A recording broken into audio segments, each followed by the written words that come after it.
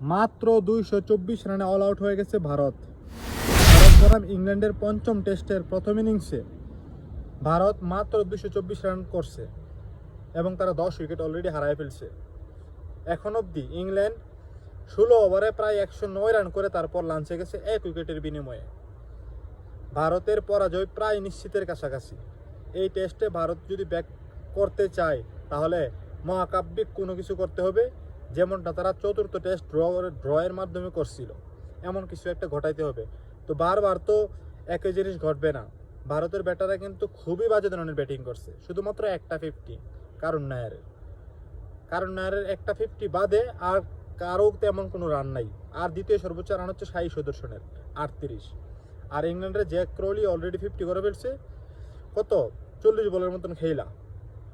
ভারত যে টেস্টে খারাপ খেলতেছে, ভারত শেষ ইংল্যান্ডের সাথে 3টা টেস্ট হারছে, অস্ট্রেলিয়ার সাথে 3-1 সিরিজ হারছে, তারপর আবার ইংল্যান্ডের সাথে অলরেডি 2-1 পিছিয়ে আছে। অর্থাৎ লাস্ট 3 আর ওই দিক দিয়ে হচ্ছে 4-7 আর ইংল্যান্ডের সাথে অলরেডি খেলে ফেলছে, হার জিতেছে 3-10। অর্থাৎ লাস্ট 10টা টেস্ট ম্যাচের মধ্যে ভারত 8টা হারছে আর 2টা জিতছে মাত্র। এ হচ্ছে ভারতের বর্তমান টেস্ট পারফরমেন্স। ভারতের এই টেস্ট দল বর্তমানে ছোটোখাটো দলের মতন হইতেছে, জিম্বাবুয়ে ও বাংলাদেশ টাইপের মতো হয়ে যেতেছে। তারা কিন্তু 10টার মধ্যে মাত্র 2টা জিতছে, 8টাই হারছে। তার মানে কি ভারতের অবনতি শুরু হয়েছে টেস্টে।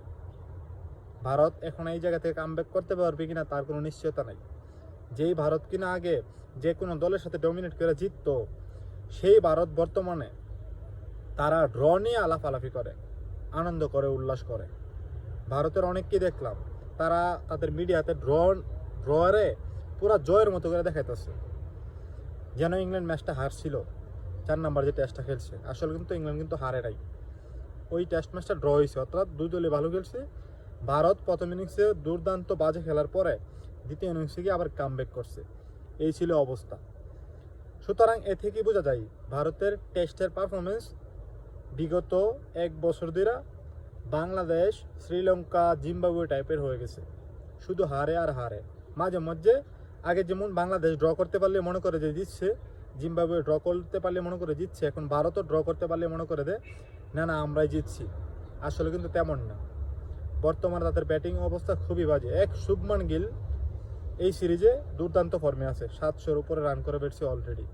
যদিও ইংল্যান্ডের এসব ব্যাটিং পিচ, আর ইংল্যান্ডের ওই রকম বলারও নাই, কঠিন কোনো বলারও নাই। 2টা ম্যাচ আর্চার খেলছিল, 2টা ম্যাচে ইন্ডিয়া তেমন পাত্তাই পাইছে না। একটা হারছে আর একটা ড্র করছে।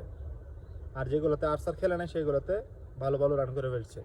এখন দেখার বিষয় ভারত কি এই সিরিজে কামব্যাক করতে পারে কি পারে না। যদি ভারত এই টেস্ট সিরিজ সমতা রাখতে চায় তাহলে এই টেস্ট ম্যাচ জিততেই হবে। ড্র করলেও ইংল্যান্ডই জিতবে সিরিজ।